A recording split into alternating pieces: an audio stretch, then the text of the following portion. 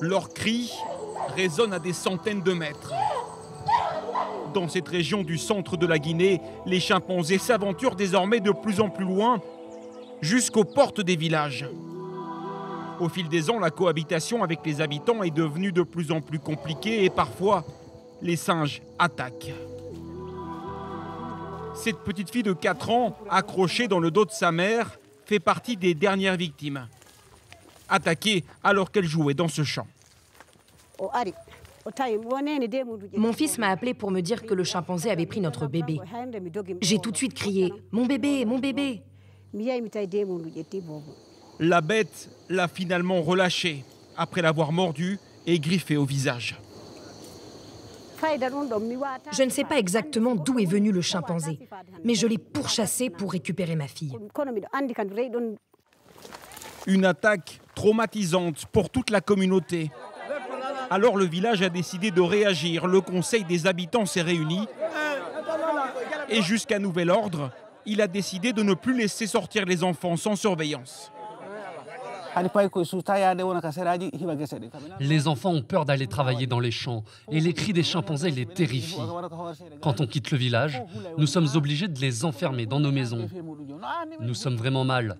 Nos champs, nos animaux et nos enfants sont souvent attaqués. On ne met même plus les enfants à l'école. On est très inquiets. Mais si les chimpanzés attaquent, c'est parce que leur espace de vie se réduit. Les champs et les cultures grignotent toujours plus la forêt. Le déboisement s'intensifie, il réduit les habitats sauvages et les sources de nourriture pour les singes. Pour prévenir les conflits, des gardes forestiers se rendent régulièrement sur place. Leur mission, protéger les hommes, mais aussi les chimpanzés qui sont parfois illégalement abattus. C'est une espèce intégralement protégée. Une espèce intégralement protégée, on ne doit pas le tuer. Raison pour laquelle nous sommes là nuit et jour entre les populations et ces animaux-là. C'est pour éviter les attaques, les confrontations. Des confrontations notamment causées par ces fruits à coque qui poussent abondamment ici. Les chimpanzés en raffolent, mais les êtres humains aussi. Et ces derniers se sont mis à les récolter pour les vendre sur les marchés. Alors les attaques se poursuivent et les patrouilleurs n'ont pas les moyens de les empêcher. Pour pouvoir surveiller 600 hectares à pied, on ne pourra pas. Nous n'avons qu'un seul GPS.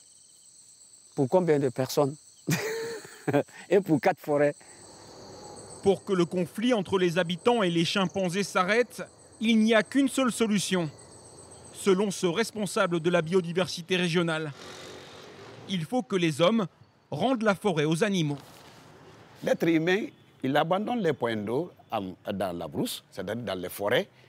Il abandonne la commercialisation des fruits sauvages. Il abandonne l'exploitation illicite des bois qui constituent l'abri de ces espèces-là. Donc si ça s'est observé, vraiment, la coexistence pacifique sera là sans problème. Pourtant, la situation ne semble pas évoluer dans ce sens. Au milieu de la forêt des chimpanzés, une route est aujourd'hui en construction. Une nouvelle cicatrice au milieu de leur habitat historique.